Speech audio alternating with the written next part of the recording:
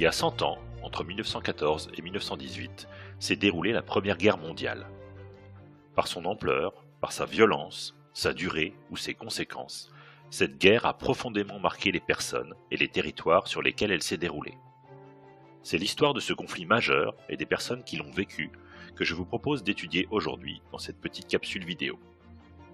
Pour quelles raisons les populations des pays les plus puissants du monde en sont venues à s'entretuer?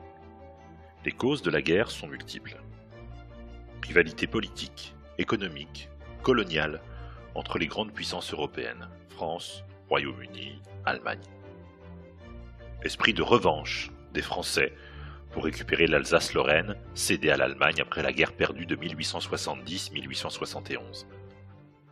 Mais c'est l'assassinat, le 28 juin 1914, de François Ferdinand, l'héritier du trône d'Autriche-Hongrie, par un étudiant serbe qui met le feu aux poudres.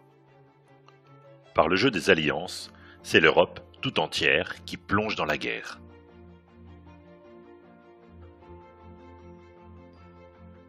Les hostilités débutent le 3 août 1914.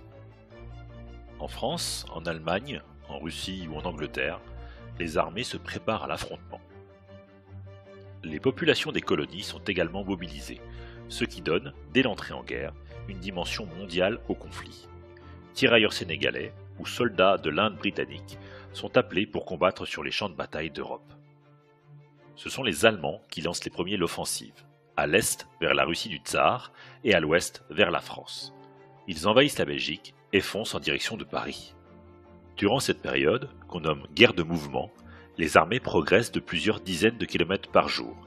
Les soldats combattent à découvert et les pertes sont effrayantes. Comme ce 22 août 1914, durant la bataille des frontières, où les Français perdent en une seule journée plus de 27 000 hommes. L'offensive allemande est finalement stoppée sur la Marne, à seulement 50 km de Paris. C'en est fini des grands mouvements de troupes.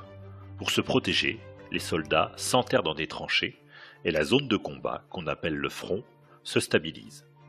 Il bougera très peu jusqu'en 1918.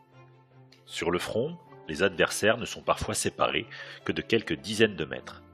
Le no man's land qui les sépare est hérissé de barbelés et les mitrailleuses installées dans les tranchées font des ravages dès qu'une troupe tente un assaut.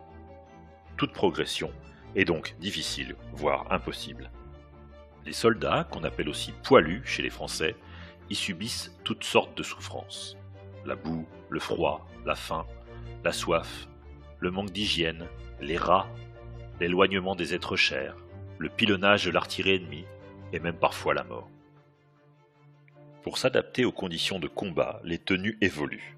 Les soldats sont dotés de casques en acier et les uniformes deviennent moins voyants. Durant cette période de la guerre, qu'on nomme guerre de position ou guerre des tranchées, les armées tentent lors de grandes offensives de rompre le front. C'est le cas par exemple à Verdun en 1916.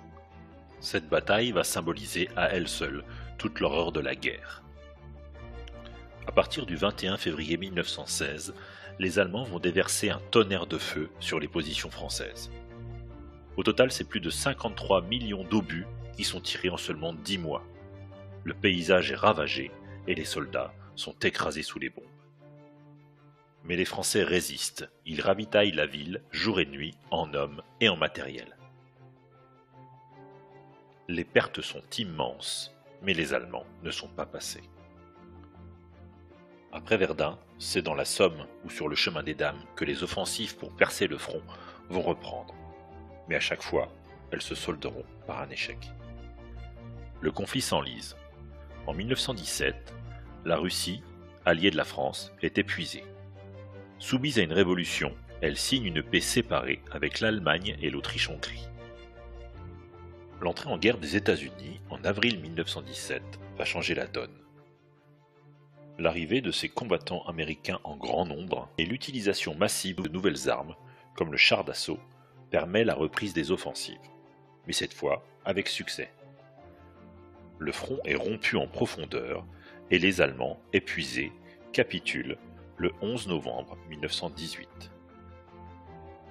La guerre est terminée, mais elle aura duré plus de 4 ans et fait plus de 10 millions de morts. À Versailles, au moment de signer les traités de paix, Le monde entier espère que cette guerre sera la der des der. Mais l'espoir va être de courte durée.